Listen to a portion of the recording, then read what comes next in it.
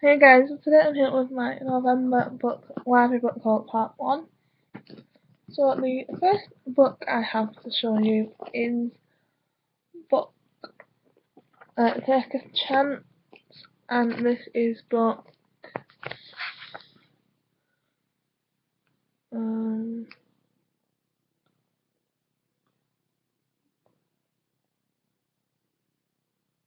7 in the Rosemary Beach series by Abby Glines. So I'm not going to go too much into that. And also I have book 8 in that same series, which is One More Chance. Then I have Fans of the Impossible Life by Casey Selska. I don't know if I pronounced that wrong. Mary is trying to pretend that she's a fully functioning human rather than a girl who can't get out of bed on days on end. Jeremy is a painfully shy art nerd in self-imposed isolation after an incident that ruined his last year of school. And Sebby is a charming gay foster kid who seems to carry sunlight around with him. The Jeremy meets as if he had always been accepting Sebby for they only just met. For Myra, she finally feels late when she's living, but Sebby has his own secrets, and it's only together that the three of them can fix their broken selves and live their impossible lives. Then we have The Raven Boys by Maggie Seawater. Even if Blue hadn't been told her true love would die if she kissed him, she would stay away from boys, especially the ones from the local private school. Known as Raven Boys, they only mean trouble. But this year that everything will change for Blue. This is the year that she will be drawn into the strange and sinister world of the Raven Boys, and the year Blue will discover that magic does exist. This is the year she will fall in love.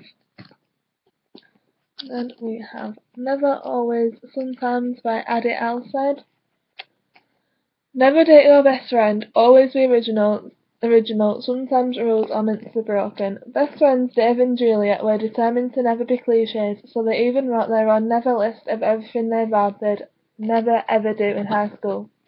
Some of the rules have been easy to follow, but Dave has a secret. He's broken rule number 8. Never pine silently after someone from the entirety of high school. It's either that or break rule number 10. Never date your best friend. Dave has loved Julia for as long as he can remember, so when she suggests they do every never on the list, Dave is happy to play along. He even dyes his hair an unfortunate shade of green. It starts as a joke, but then a funny thing happens. Dave and Julia discover they've actually been missing out on high school, and maybe even on love. Then we have Speak by Laurie Hellis Anderson. I wasted the last weeks of August watching bad cartoons. I didn't go to the mall, the lake, or the pool, or answer the phone. I have entered high school with the wrong hair, the wrong clothes, the wrong attitude, and I don't have anyone to sit with. For my first moment at Merryweather High, Melinda Sorrento knows she's an outcast. Her old friends won't talk to her, and people she doesn't know glare at her. If only she could explain, but she just can't find the words.